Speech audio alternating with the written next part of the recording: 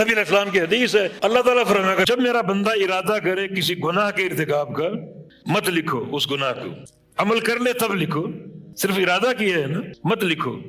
اور اس کی رحمت کی وسعت دیکھیے کہ بندہ جب گناہ کر لیتا ہے کہ 6 ساعات انتظار کرو، 6 گھنٹے، 6 پہر، دوپہر ہے، سپہر ہے، شام کا پہر، پھر صبح کا پہر، 6 پہر انتظار کرو، میرے بندے کے صحیفے کو سیاہ نہ کرو۔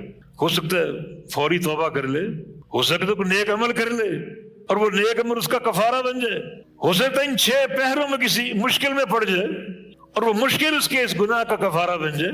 6 پہر انتظار کرو، اس کی رحمت کی وسعت، اور 6 پہر انتظار کرنے کے بعد ایک ہی گناہ لکھو۔ اگر وہ گناہ کر لے تو ایک ہی لکھو جو اس نے کیا، اور اگر اس کو چھوڑ دیا میرے خوف سے، اس کو نیکی بنا دو۔ یہ معاملہ گناہوں کا ہے۔ نیکی کا معاملہ کیا ہے؟ یہاں بھی کمال رحمت اور وسعت رحمت۔ جب کسی نیکی کا ارادہ فرما لے، وہ نیکی کر نہیں سکا تو اس کو نیکی لکھ دو۔ بعض حدیث میں جب نیکی کا ارادہ فرما لے کل کو فلاں کام کرنا ہے تو اللہ فرماتا ہے یہ نیکی لکھ دو، ایک نیکی لکھ دو، حالانکہ کرنی تو کل ہے، یہ ایک نیکی لکھ دو، کل ہوئی۔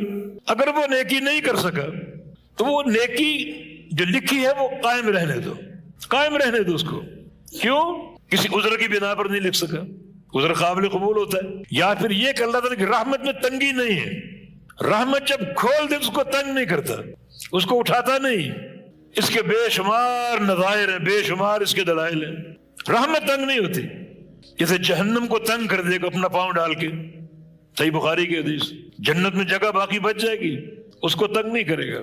یُنشِئُ اللَّهُ لَهُ خَلْقًا آخر، ایک نئی مخلوق پیدا کر دے گا۔ جنتی سارے پورے ہو چکے، یہ فضل جنت میں کس کو بسائے؟ اس کو بھی تنگ کر دے؟ نہیں، رحمت تنگ نہیں ہوتی۔ اللہ ایک نئی مخلوق پیدا کر دے گا، ان کو اس فضل جنت میں بسائے گا۔ تو اس نیکی کو برقرار رکھو۔ اگر نیکی کر لی 10 گنا سے لے کر 700 گنا تک بڑھا دو اس کو۔ یہ جو بڑھانا ہے، کبھی 10، کبھی 50، کبھی 70، کبھی 100 اور کبھی 700، اس بڑھانے کی بنیاد کیا ہے؟ کسی کو 10 کیوں اور کسی کو 700 کیوں؟ میرے عزیز طلبہ، یہ بڑھانا بقدر اخلاص ہے۔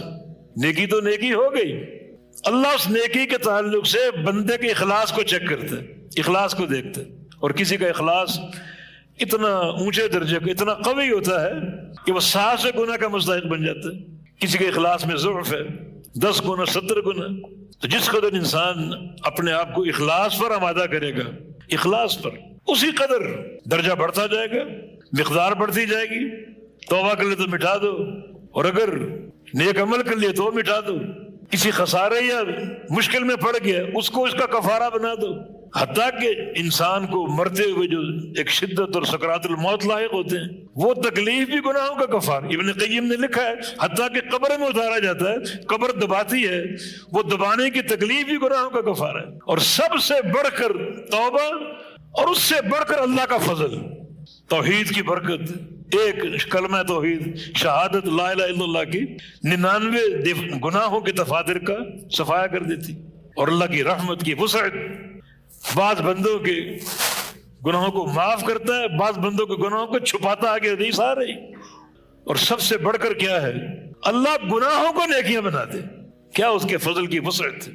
تو اللہ اس فضل کا ایک حصہ، چھوٹا سا قطرہ ہمیں بھی عطا فرما دے۔ بارک اللہ فیکم۔